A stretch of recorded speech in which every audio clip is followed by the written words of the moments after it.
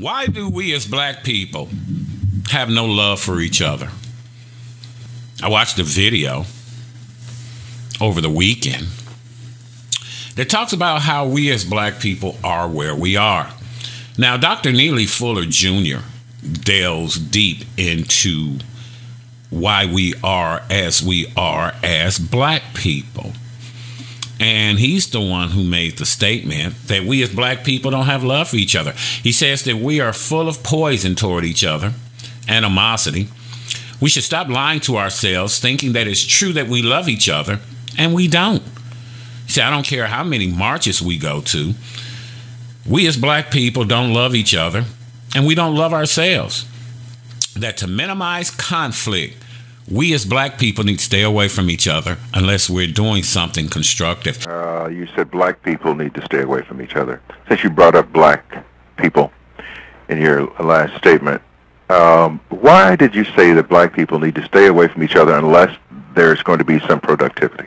Yes, black people should stay away from each other because as victims of racism, the racists have filled our minds full of poison. So whenever we come in contact with each other, the poison immediately begins to spread. Black people walk around full of poison. You can almost see it in our eyes. When we pass each other on the sidewalks, we're loaded with it. It's been put there.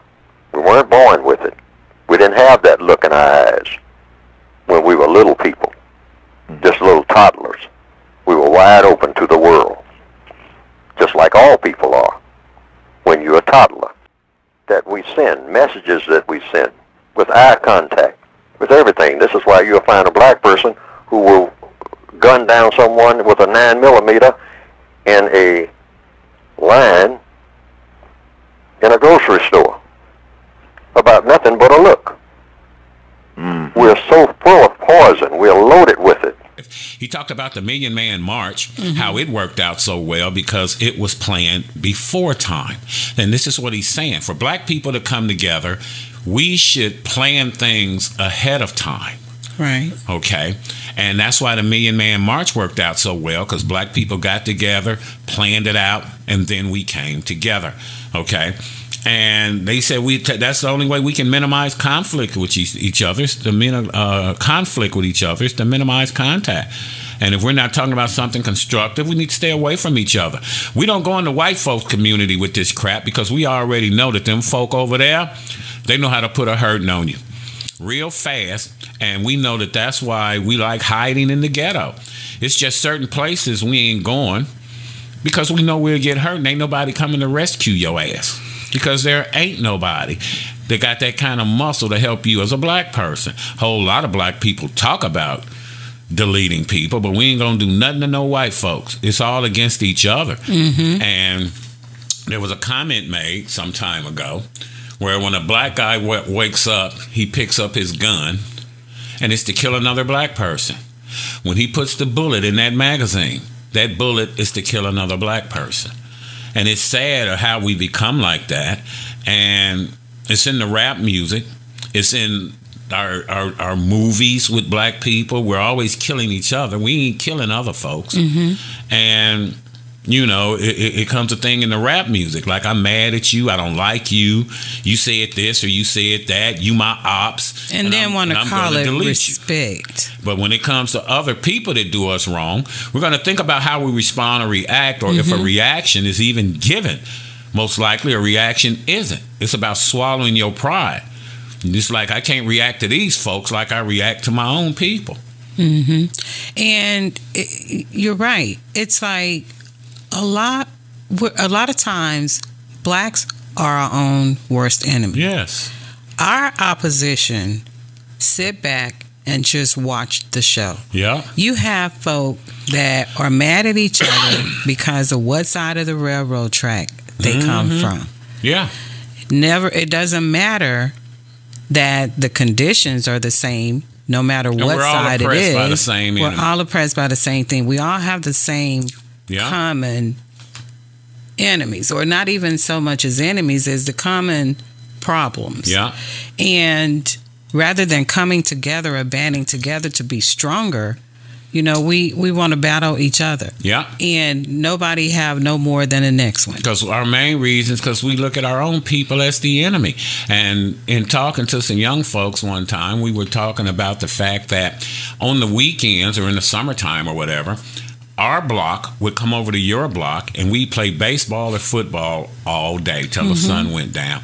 They say, well, nah, you couldn't come in our block because we was Crips or we was Bloods or this, that, and the third. And I just found that odd.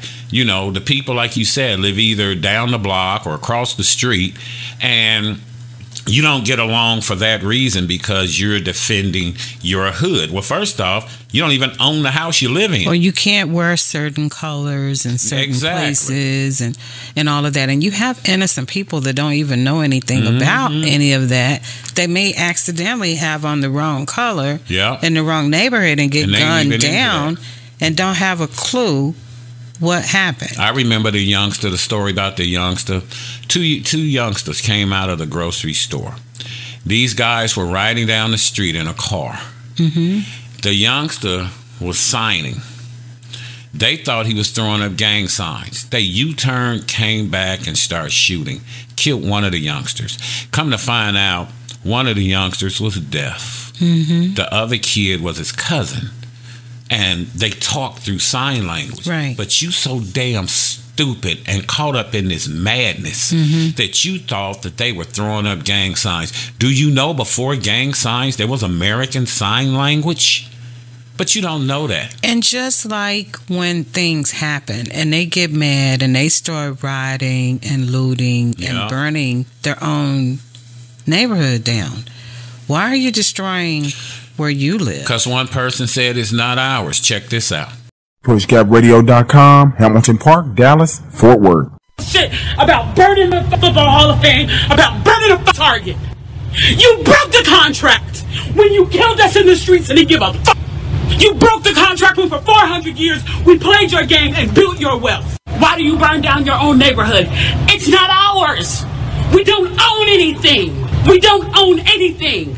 Trevor Noah said it so beautifully last night. There's a social contract that we all have. That if you steal or if I steal, then the person who is the authority comes in and they fix the situation. But the person who fixes the situation is killing us. So the social contract is broken. And if the social contract is broken, why the f*** do I give a shit about burning the Football Hall of Fame, about burning the Target? You broke the contract when for 400 years we played your game and built your wealth. You broke the contract when we built our wealth again on our own, by our bootstraps in Tulsa, and you dropped bombs on us. When we built it in Rosewood, and you came in and you slaughtered us. You broke the contract, so your Target. Your Hall of Fame. As far as I'm concerned, they could burn this bitch to the ground. And it still wouldn't be enough. And they are lucky that what black people are looking for is equality and not revenge. Yeah. And that's what that is, mine. It's not our community. We don't own anything. And that's why we do what we do. But we look at our own people as the enemy because we don't see anything in our own people that's of value. And we just don't mind doing away with you. And that's one of the biggest issues that have been ingrained in us for us to behave like that. And, you know, we just haven't had a chance to break the mindset. Collectively, we have a desire to be accepted by the group perceived as the most powerful group. And that's white people. We are. The easiest way that we know to get in white folks' good graces outside of mimicking them is to also show a level of disdain and disregard toward other groups of non-white people.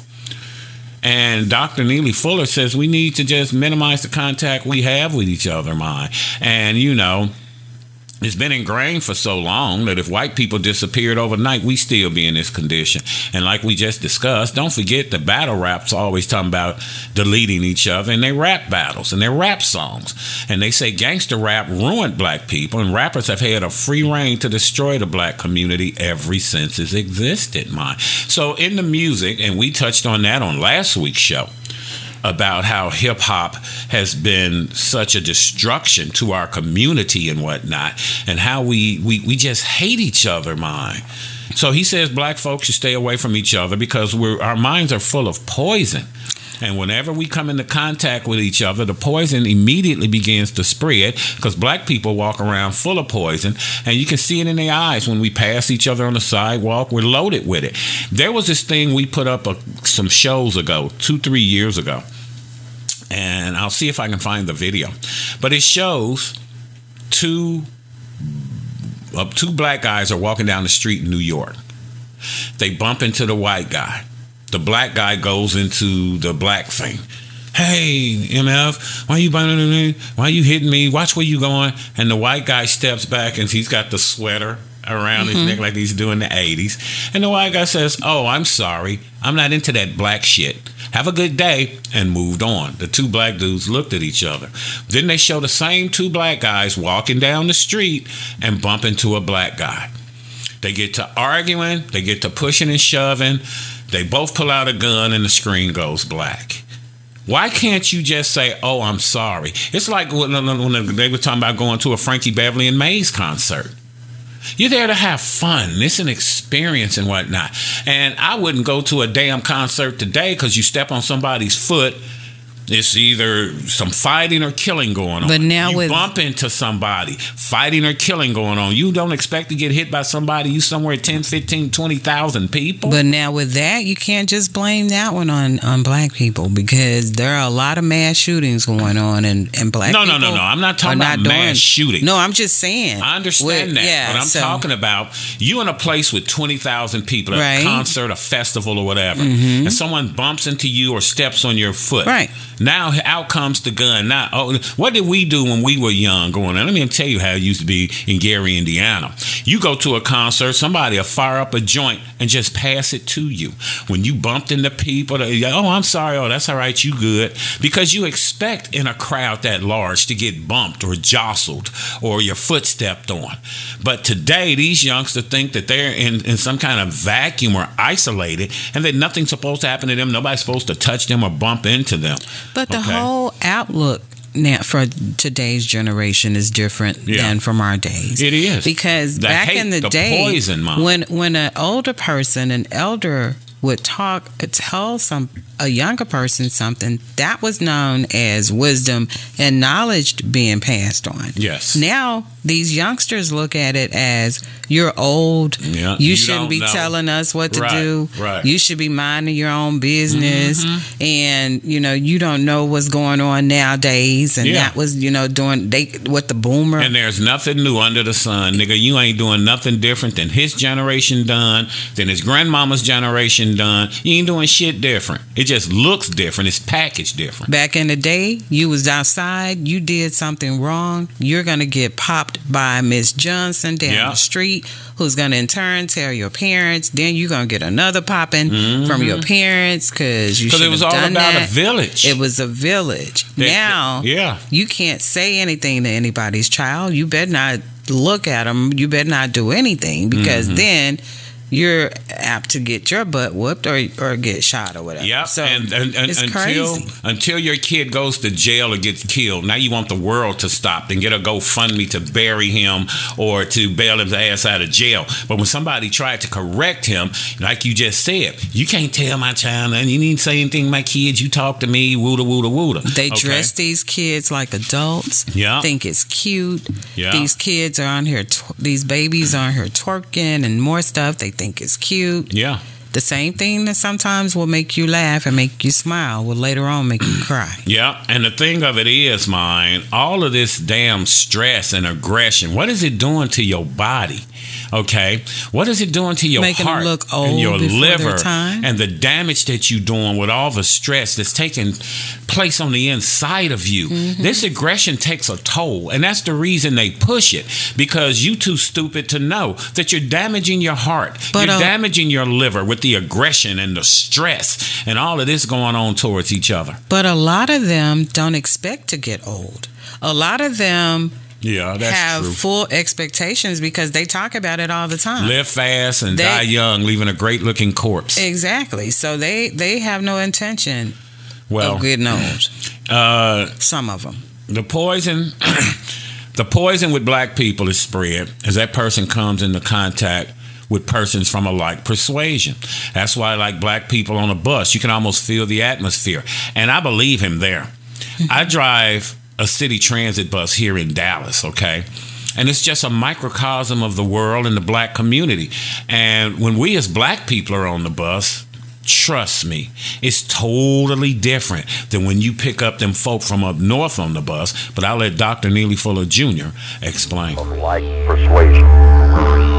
This is why black people sitting on a bus, you can almost feel the atmosphere of hostility there. That's not a natural thing.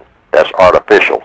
And it's all put there by the white supremacists long before the bus was built, long before the people got on the bus. Every black person must realize this. So what do you do about it? Codification is all about what you do. You make sure that anything that you say to someone before you open your mouth is of constructive value. Anything that you do with someone, you sit down and plan it first and make sure that what you're planning is of constructive value. Otherwise, black people should go the other way when they see each other. They shouldn't even come in contact with each other. They should cross the street almost before they say anything to each other, because once they say anything, the poison starts, unless they already have something in mind to say that is of constructive value.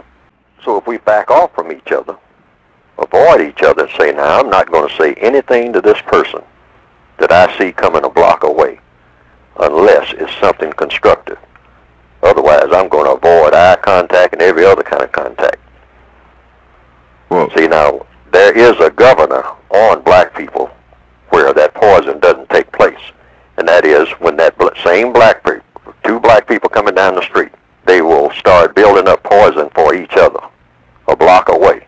But when they come in contact with white people, the poison is nullified, because they know that white people can put a hurting on them. They know what power really is. Unless, of course, they happen to corner some white person off somewhere in an alley or something. But black people don't have that automatic poison rising to the surface, because the poison hasn't been put there for them to have that kind of animosity toward white people. Now, that's not to say that it should be there, but the poison shouldn't be there at all. Black people should be like Mr. Rogers when it comes to interacting with each other.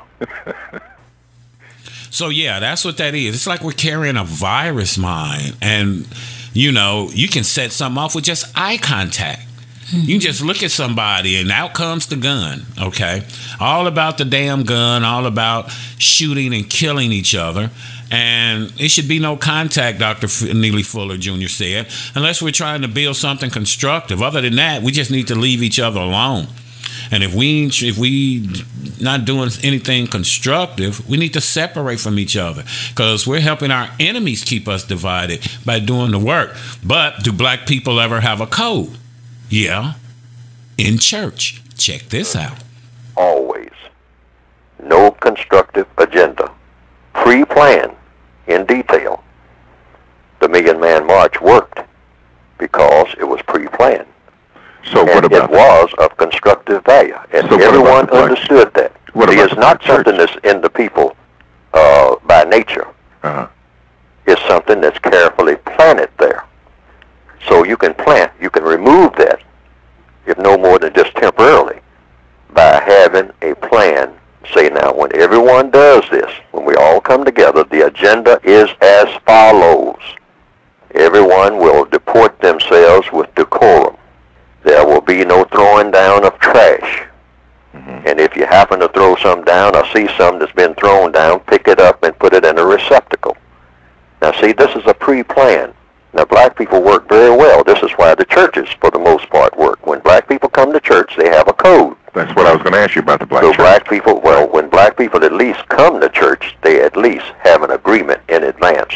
So we're going to kind of act like for a few hours we have some sense. Unlike the way we acted before we came in here, even though when we leave here we're going to revert to type. But for 2 or 3 hours, we're going to go according to the little you conduct yourself during these services. And so yeah, Dr. Neely Fuller is just laying it down. He's explaining how we as a people, it's been ingrained in us since slavery, okay, to not trust each other, to not patronize black people's businesses, and not to do things with black folk. But by the same token, they said when all those lynchings were going on back in the day, they were lynching businessmen. Because Mr. Charlie didn't want you in his store. Right. So everybody went to Mr. Brown's store, even though Mr. Brown didn't have everything Mr. Charlie had. But at some point, Mr. Charlie got to feed his family too. And he's realizing that he's losing money because all the niggas is going to Mr. Brown's store. So what do? Mr. Brown probably lived upstairs over the store with his family. They probably drug him out, hung him, and burnt his business down. Now you have to go to Mr. Charlie's store. The thing we have in our community, it's called the bad mother sucker mentality. And that's a problem in the black community.